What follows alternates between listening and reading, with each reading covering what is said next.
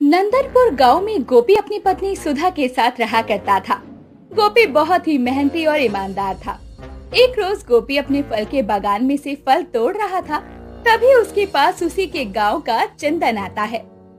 अरे क्या बात है गोभी भाई, तुम तो अपने फल के बागान से एक बार में इतना काम कर लेते हो कि साल भर का खर्च आराम से निकल जाएगा।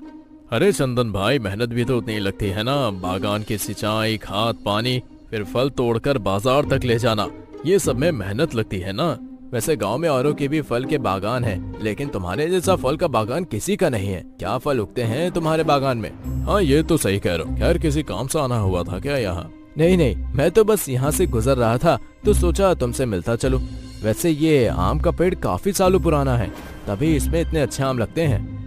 हाँ, ये पेड़ मेरे दादाजी के समय का है और काफी पुराना हो गया है, लेकिन इस पेड़ में आम इतने आते हैं कि मैं तोड़ते तोड़ते थक जाता हूँ। इस आम के पेड़ से भी तुम्हारी अच्छी खासी कमाई हो जाती होगी। खैर, अच्छा है जो भी है। चंदन हमेशा ही गोपी की मेहनत से जला करता था, भले ही वो खुद मेहनत ना करता हो। ऐसे ही समय बीत रहा था। गोपी शाम में अपने बागान से सेब अमरूद का टोकरा भरकर उसे सुबह सुबह बाजार बेचा करता था और उससे उसकी अच्छी खासी कमाई भी हो जाया करती। एक रोज चंदन देखता है कि गोपी टोकरा भरकर बाजार बेचने जा रहा है। तभी चंदन अपनी पत्नी से कहता है, देख रही हो माला, गोपी तो दिन ब दिन माला माल होता जा रहा है। इतना पैसा कमा रहा है कि कुछ दिनों बाद ये पूरे गांव में तो सबसे अमीर गोपी हो जाएगा। अरे, तो इसमें जलने वाली क्या बात है? कभी तुमने मेहनत जैसी चिड़िया का नाम भी सुना है? उसके पर भी देखे हैं?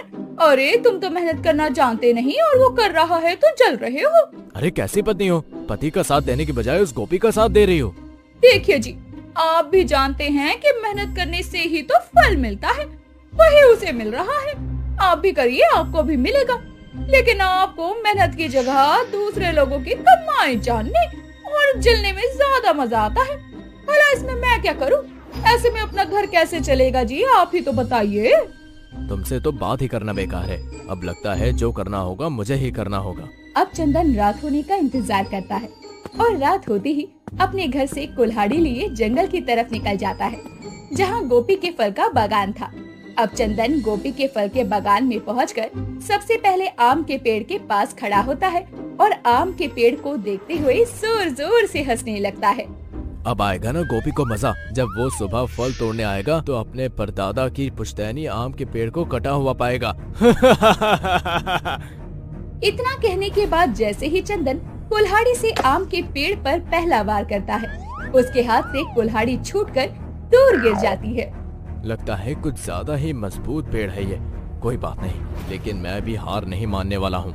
आज तो इस पेड़ को काट कर ही जाऊंगा। अब चंदन कुल्हाड़ी उठाकर फिर से जैसे ही आम के पेड़ पर दूसरा वार करता है, चंदन की कुल्हाड़ी आम के पेड़ में फंस जाती है। चंदन बहुत कोशिश करता है अपनी कुल्हाड़ी निकालने की, लेकिन वो कुल्हाड़ी पेड़ से निकलती ही नहीं।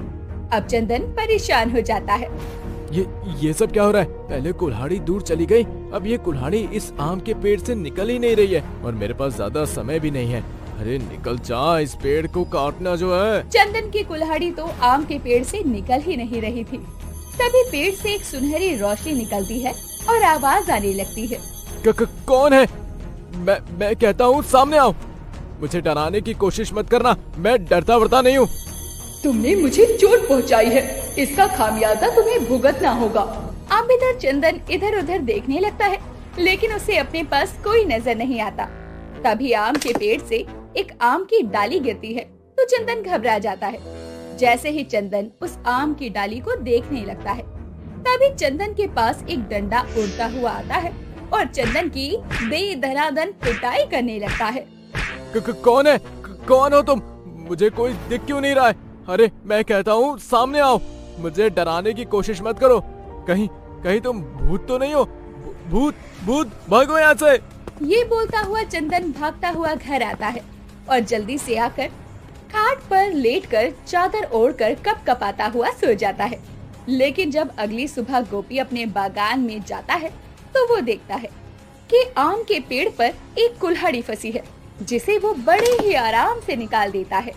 लगता है किसी ने मेरे आम के पेड़ को काटने की कोशिश की है। आखिर ऐसा कर भी कौन सकता है? लोगों को कितना भी समझा लो, ये लोग समझने वाले नहीं है। अरे पेड़ पौधों में भी तो जान होती है। इतना कहने के बाद गोपी फल तोड़ने में लग जाता है। तभी उसके बागान में उसके गांव का सेठ आता है। अरे गोपी, मैं तुझे ही घर ढूंढता हुआ आ रहा था। वो मुझे कुछ फलों की भरी हुई टोकरियां चाहिए थी। वो मेरी बेटी की शादी है ना, उसमें फलों को लेकर जाना है। ठीक है सेठ जी, कल ही आपको फलों से भरी टोकरियां पहुंचा दूंगा, आप निश्चिंत रहिए। अच्छा तो फिर ठीक है, ये ले तेरा एडवांस, बाकी के पैसे फल पहुंचाने के बाद। हाँ साहब, आपको समय पर फल पहुंच जाएंगे, आप चिंता मत कीजिए। और हाँ गोपी, फलों की टोकरियों में सभी फल होने चाहिए। जी, आपको शिकायत का मौका नहीं मिलेगा सेठ जी। सेठ तो गोपी को फल की टोकरियों का ऑर्डर देकर चला जाता है। अब सेठ के जाने के बाद गोपी अपने फल के बागान से फल तोड़ने में लग जाता है और गर्मी में खूब पसीना बहाता है। कुछ ही देर बाद वो कई टोकरियां फल तोड़ लेता है।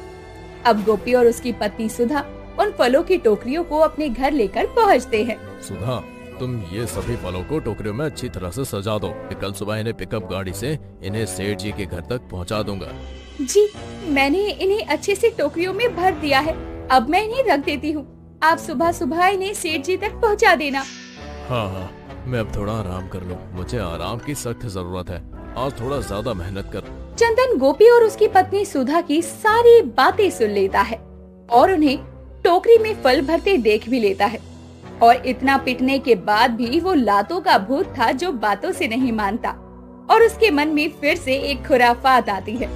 वो गोपी के घर की खिड़की से गोपी के घर में रखे फलों की टोकरियों को झांकता है और उन्हें देखकर खुश होता है। पूरे गांव में अपने आप को सबसे घमंडी समझता है ना ये, क्योंकि इसके फलों के बागान में कुछ ज्यादा ही फल आते हैं।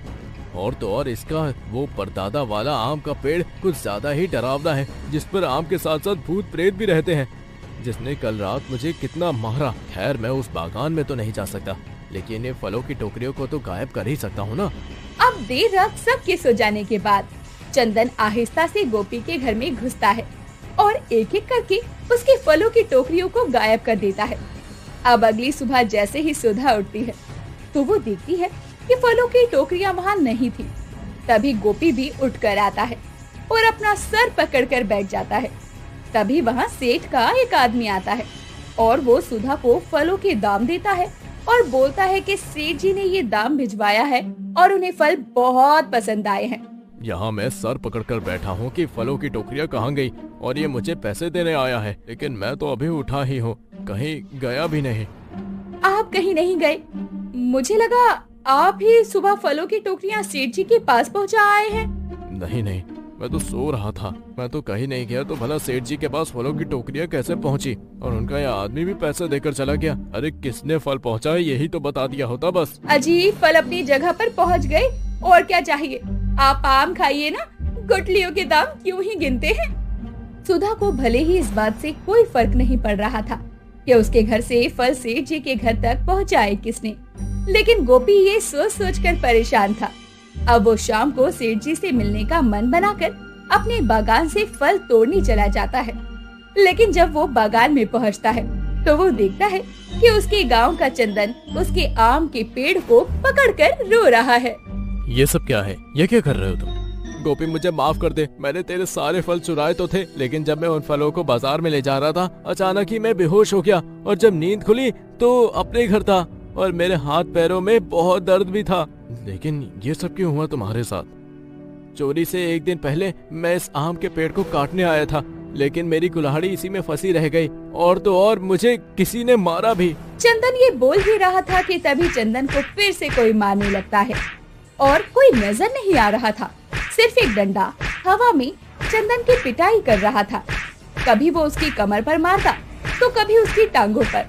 ये सब कुछ देखकर अब चंदन भाग निकलता है। ये सब कौन कर रहा है? मैं कहता हूँ सामने आओ। गोपी ये बोल ही रहा था कि तभी आम के पेड़ से आवाज आती है। गोपी, ये आम का पेड़ तुम्हारी पुरखों की देन है और इसे तुमने अपने खून पसीने से सींचा है, लेकिन चंदन ने मुझे नुकसान पहुंचाने की कोशिश की तो उसका अंजाम तो यही होना था। यानी तुम कोई जादुई या रहस्यमयी आम का पेड़ हो? अरे वाह! चंदन जिस दिन से पिटा था उस दिन से वो कभी दोबारा ना तो गोपी को परेशान करने की बात सोचता, ना ही कभी उसके बागान में जाने का नाम लेता। लेकिन चंदन गांव के लोगों को उस आम के पेड़ के बारे में यही बताता कि वो उसके पुरखों का रहस्यमय आम का पेड़ है, जिस पेड़ का आम ना तो कोई चोरी कर सकता है और ना ही उस पेड़ को कभी कोई हानि पहुंचा सकता।